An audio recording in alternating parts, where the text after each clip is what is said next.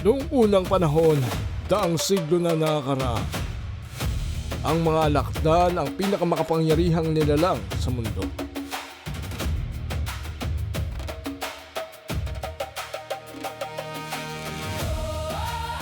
Tumakbo kayo!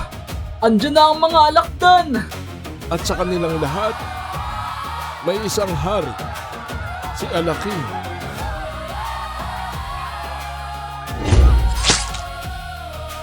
Taglay niya ang Royal Essence, isang pambihirang kapangyarihang ipinagkaloob lamang sa piniling mamuno. Dahil sa Royal Essence, higit siyang malakas, higit siyang matalino, at higit siyang nabuhay. Taglay niya ang pinakamalakas na hukbo at taglay niya ang isang imperyo. Ngunit para kay Alakin, hindi yun sapat. Sa matagal na panahon, ang mga tao ay ginawa niyang alipin. Walang sino mang nangahas na sumuway sa kanya. Kamahalan na isang alamat na matagal na ipinasa sa iba't ibang henerasyon. Alamat? Isang ibon, ang ibong Adarna. Sinasabing kaya nitong pagalingin ang anumang sugat at anumang karamdaman. Kung ganun, dapat mapasakamay natin ito. Kamahalan, hindi ganoon kasimple. Bakit? Ang Adarna ay hindi basta nahahanap. Ngunit ayon sa mga lumang tala, kapag nagsimulang kuminang ang mga dahon ng Piedras Platas at marinig ang awit nito sa hangin, ibig sabihin ay nalalapit na ang pagpapakita ng Adarna. Kung ganun, ihanda ang aking hukbo. Kamahalan, sinasabing hindi maaaring angkinin ang Adarna. Walang bagay sa mundong ito ang hindi maaaring mapasailalim sa aking kaharian. Kababalaghan. Hindi niya hinangad na makita ang ibong Adarna. Hindi niya hinangad na humingi ng tulong. Ninais niya itong angkinin. Mag-ingat ka sa aking awit, sapagkat ito ang iyong hatol.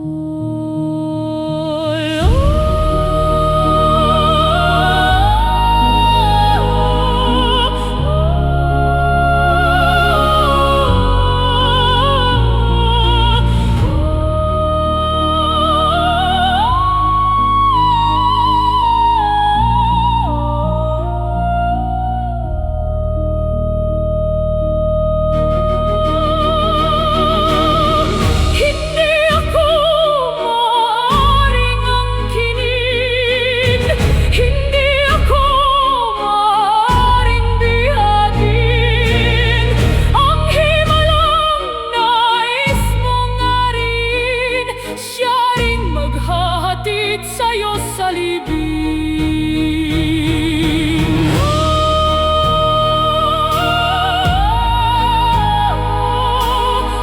Mula ngayon, akin ka!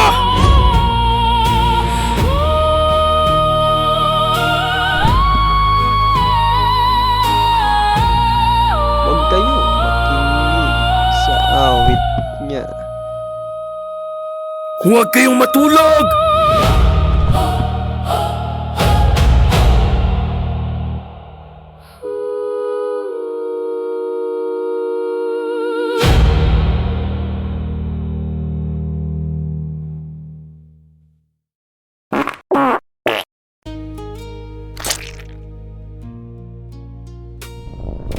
Sa pagkawala ng hari, bumagsak ang imperyo. Iunting natabunan ng lupa. Siya ay nakulong sa isang walang hanggang pagkakatulog. Nagkaroon ng lakas ng loob ang mga lahing tao para labanan ng natitirang alakdan. Ang mga alakdan ay namuhay na takot sa mga tao. Sila ay nagtago sa dilim, sa kung saan hindi sila basta makikita, at dahil sa kanilang pagtago sa makabagong panahon, sila ay lumiit. Kung daang siglo na ang nakakalipas, Baka nag-shrink na yung size at naging fossil na yon. Pwede. Pero hindi ko akalaing magiging totoo ang alamat na yon. Nang maging bato si Alaking, hindi lamang ang kanyang katawan ang nakulong sa bato, kundi pati na rin ang kanyang royal essence. At dahil dito, hindi ito naipasa sa panibagong hari. Akala ko ba pinakamatalino? Tapos naiputan lang ng ibon? Weak naman pala niyan. Kaya nga. Hagisan natin ang tae pag nakita natin. Nakakatawa man ang pagbagsak niya. Huwag niyong maliitin ang kapangyarihan niya. Hari siya ng isang imperyong minsan ka natatakutan ng lahat. Hays. Pero, kung natutulog lang siya, pwede pa siyang magising? Oo. Kung ganun, buhay pa si Alaking? Pero papaano? Sa pamamagitan ng enerhiya ng gagaling sa mutya. Dahil kami mismo ang vessel ng mutya at hindi nangangailangan ng bato. Ibig bang sabihin nun ay ligtas na kami? Oo nga, yun din ang tanong ko, Master Egg. Maraming salamat, Iho. Kung wala ka, mas matatagal na ako magsara ng simbahan. Wala po yun, Father.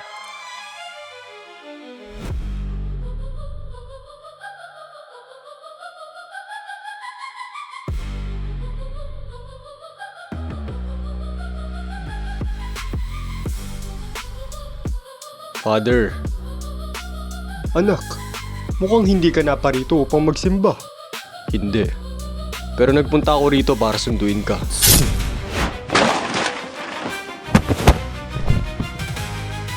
Kung ganun, alam ko na kung sino ang nagsugo sa'yo. Tumakbo ka! Pero Father,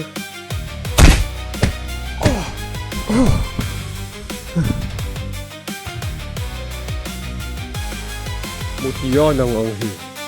Zadkiel! Divine Chains!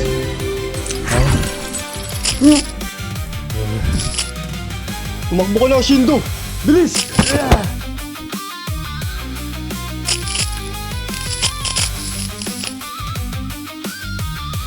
kailangan ko makahingi ng tulong. Hindi pa huli ang lahat, anak. Hindi mo kailangan manatili sa landas na yan.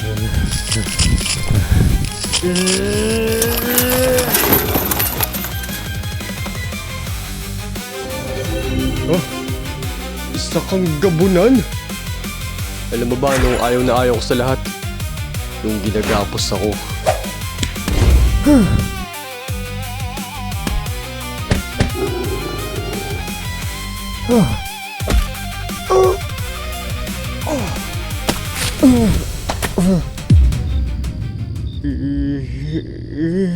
Ipagdasal mo na lang ako.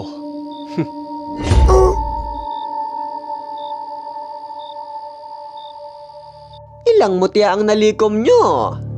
2 ulit sa akin, Dok. Sa akin, 2 din. So okay ni So. Ako isa. Pero Bertudes ang aking nakuha. Bertudes. Ibig sabihin wala siyang bato bilang vessel ng mutya. Tama. Paano po yun, Papa? Ang mga Bertudes ay naiiba. Ang enerhiya ng mutya ay hindi nakapaloob sa isang bato, kundi sa kanilang buong katawan. Paano natin kukunin ang enerhiya ng mutya niya? Katulad rin ng paglagay natin ng mutya sa mutya crusher. Pagpipira-pirasuhin muna natin siya. Sumalangit ka nawa, Father. Mas delikado dahil kayo mismo ang vessel ng mutya. Ibibigay ang buong katawan ninyo kay Alaking.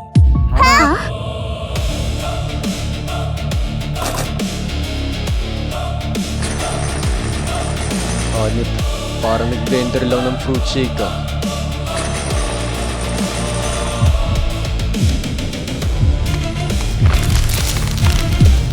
Nasaan si Gigi? Nakatakas po! Nawawala po siya mula kanina pa. At ngayon nyo lang sinabi? Alam mo ba kung gaano kahalaga ang batang iyon? Hanapin nyo! Opo, kamahalan.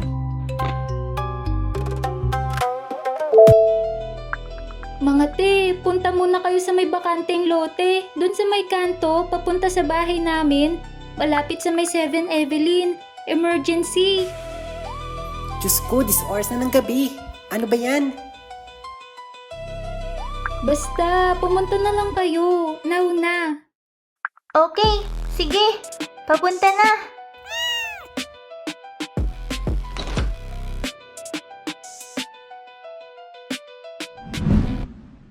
Sabi ko na nga ba hindi ka ordinaryong baby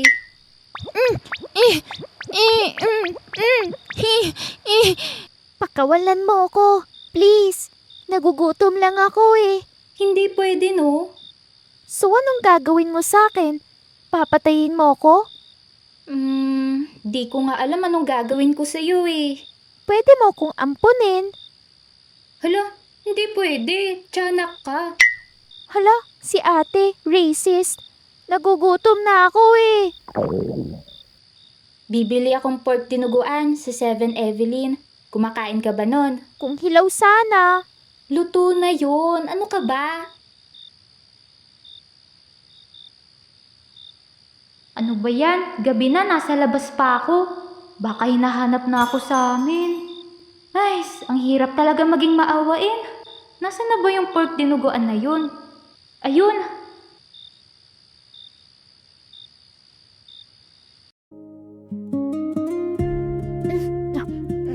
Okay, Tam. Pwede naman palang kumain ng luto Mabait ka naman pala. Hindi, no? Mabait ka. Hindi nga. Bakit mo ako pinakain? Para hindi ka gutom habang iniisip ko kung papatayin kita. Parang last supper mo na yan, kumbaga. Aww. Walang aww. At saka, masarap rin pala sa pakiramdam ang kinakarga.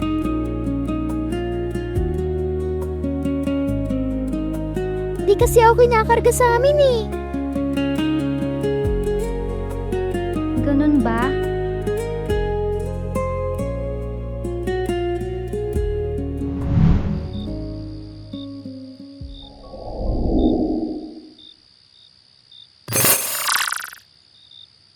Hala, Beshi! Ano yan? Tiyanak! Manong, dyan lang po sa tabi. Diyos ko, this oras na ng gabi. Ano na namang kapekpekan to? Sorry na. Hindi ko kasi alam anong gagawin ko Parang di ka naman nag-aswang Hunter exam. Patayin mo na. Tinawag-tawag mo pa kami. Hala, di ko kayang pumatay ng cute na sanggol. Kaya na lang pumatay sa kanya. Nakikita mo ba? Hindi cute yan. Ang tsaka. Mas tsaka ka.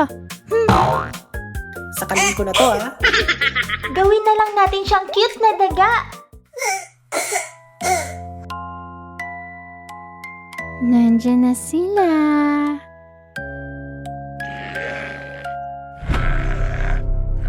Ang daming aswang. Bakbaka na to.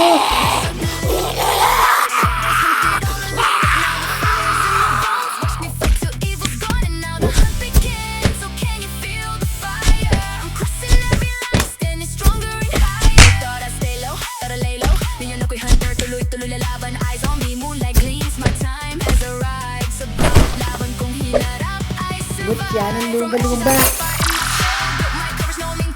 Water splash!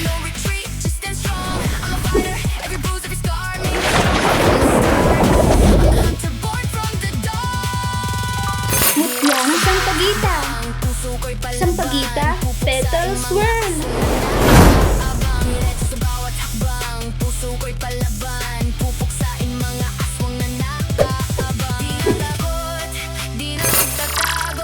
Magical girl, Sally!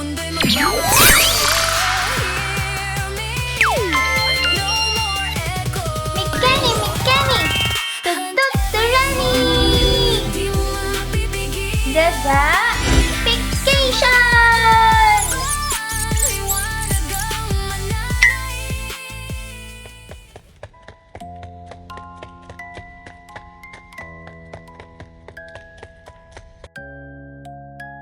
Ayan, Diyos ko be. Dahil sa kaek-ikan mo, nakatakas pa. So kasalanan ko pa. Ikaw kaya pumatay, no? Aba syempre, papatayin ko. Kaya nga kita tinawag, 'di ba? Pero, parang may mali doon sa tiyanak. Ay, te, tiyanak yun. Alam ko. Pero, bakit siya hinahanap ng mga aswang? Napansin ko rin. Syempre, kasama nila yun. Hindi. Parang hindi. Nung dumating sila, hindi tayo ang inatake agad.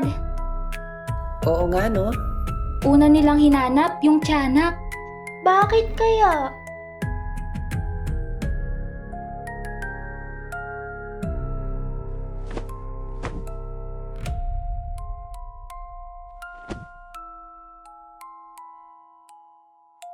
Saan ka galing? Namasyal. Hindi ba sinabi ko sa'yo na dadalhin na lang sa'yo ang pagkain mo? Nakakaboring kasi dito. Hindi dahilan yun para tumakas. Pero nakakita ako ng aswang hunter. Ilan ang nakita mo? 3. Isa kang tagapagmana. Kapag may nangyari sa'yo, mawawala ang kinabukasan ng ating lahi. Kaya wag mo akong bigyan ng problema. Wala kang karapatang mamatay.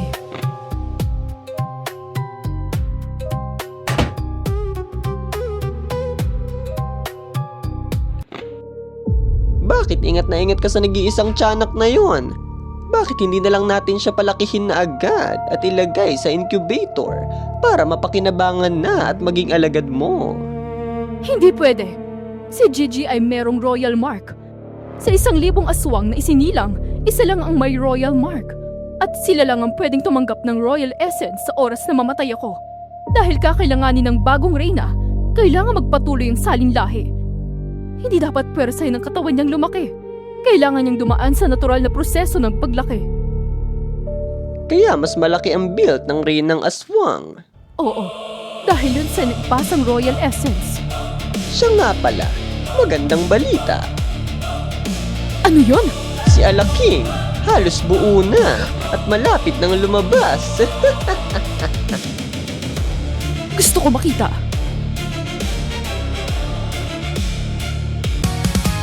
We will win. Gustong sabihin, nais kong malaman mo. Oras lilipas, unti-unting naglalaho. Hoy, Kumag.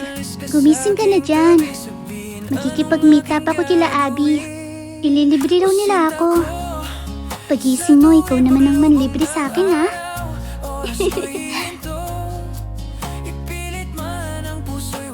Pasensya na. Hindi kita naprotektahan. Pero sa susunod, hindi na kita hayang mawala ulit. Hintayin mo lang kami. Hahanapin namin ang ibong Adarna.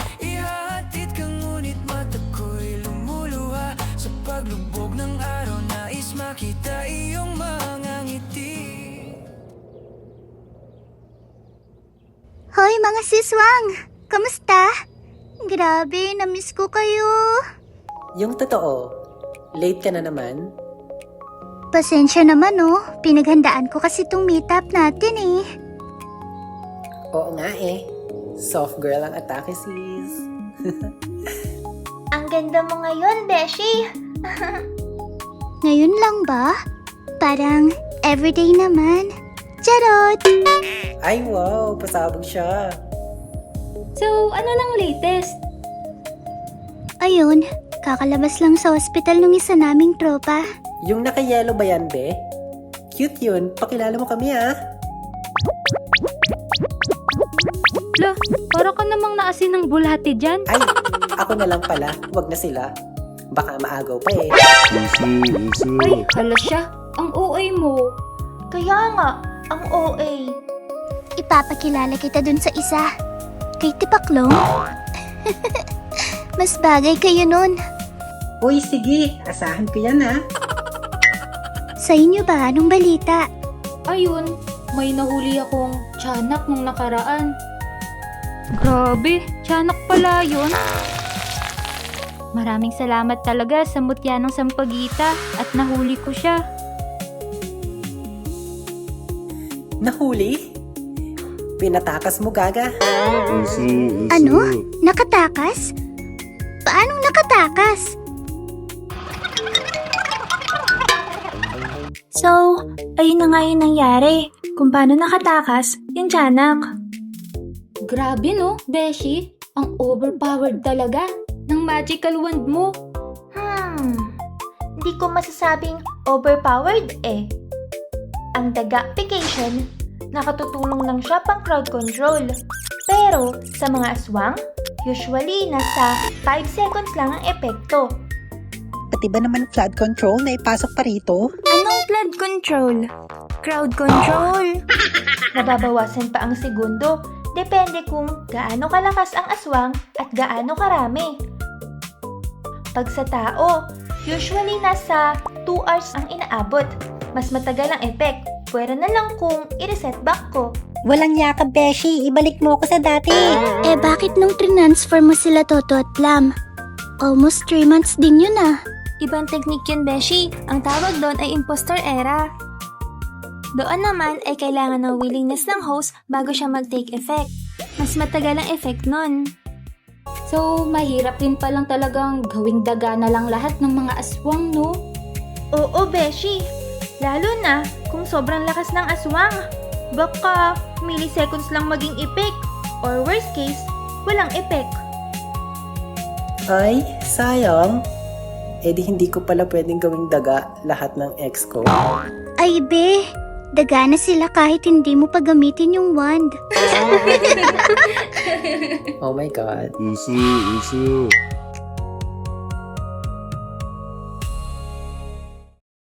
May balita ako Tungkol saan? sa Ibong Adarna. Ha? Ano yung nalaman mo? Mukhang mahihirapan tayong hanapin ang Ibong Adarna. Ha? Bakit? Dahil ayon sa mga alamat, ang Ibong Adarna ay hindi nakatali sa isang panahon. Anong ibig mong sabihin? Posibleng nasa kasalukuyan natin ito. Posible ring nasa nakaraan. O sa panahong hindi pa dumarating. Eh di, imposible naman pala natin siyang mahanap. Hindi naman. Dahil merong isang bagay ang hindi nagbabago. Ano? Sinasabing sa tuwing magpapakita ang Adarna, doon ito umaawit. Sa puno ng Piedras Platas. Sa bundok Tabor, maaaring magpakita ang Ibong Adarna sa anumang panahon. Ngunit, walang nakakaalam kung kailan ito muling magpapakita. At tanging mga palatandaan lamang ang nagbabadya sa pagdating nito. Sa puno ng Piedras Platas, sa bundok Tabor, saan ko namang lupa-lupa hanapin to? Boy, oras na. Magsasara na tong library. Sorry po. Salamat. Hala, di ko na malayan. Oras na pala. Kailangan ko nang umuwi. Kalimutan mo na yan. Sige maglibang. Huwag ka magpakalibang. Dapat ay itawan lang ang problema sa lalaki. Dapat dininda at hindi iniyakan. Dahil hindi naman sila kawalaan. Hayaan mo sila mag-abol sa'yo, diba? Sabi ko naman sa'yo, lahat ng lalaki naglolo ko. Kaya wag ka nang umasang may loyal pang lalaki. Dahil sa una is sweet, pero sa uli, iiwan ka din niya. Ate, sorry ah. Medyo sintonado po kayo. Anong medyo sintonado? Sintonado talaga ka mo? Kaya siguro, wala pang nabibigay sa akin. Hindi pa ako kumakain. Gutom po ba kayo? Oo eh. Libre ko na lang po kayo. Ay, gusto ko yan. Eto po, balot. Iyo, kadiri. Ha? Cannibalism. Ha? Ate, ibon po ba kayo? Hindi. Eh, bakit? Chicharo na lang. Balot Pinoy! Salamat ah. Wala yun. Kahit hindi mo ako kilala. Gutom po kayo eh. Bihira yung mga taong katulad mo. Ha? Wala. Bakit ka pala galing sa library? Naghahanap po ako ng impormasyon tungkol sa ibong Adarna. Ate, okay lang kayo? Oh, bakit mo hinahanap? Para sa tatay ko. May sakit po kasi siya. At kung makita mong Adarna, Hihingi po ako ng tulong. hindi mo siya ikukulong? Hindi, Hindi mo rin siya aangkinin? hindi. Mabuti. Kapag nakarinig to ng awit sa hangin. Opo. Dumiretso ka sa bundok Tabor. Sa puno ng Piedras Platas. Sandali. Paano nyo nala? Wala lang. Basta alam ko lang. Ano po pangalan nyo? Queen. Ha? K-W-I-N. Queen. Tawagin mo na lang akong Queen. Hehe. Ako si Jed. Magkikita pa tayo. Ang weird naman nun.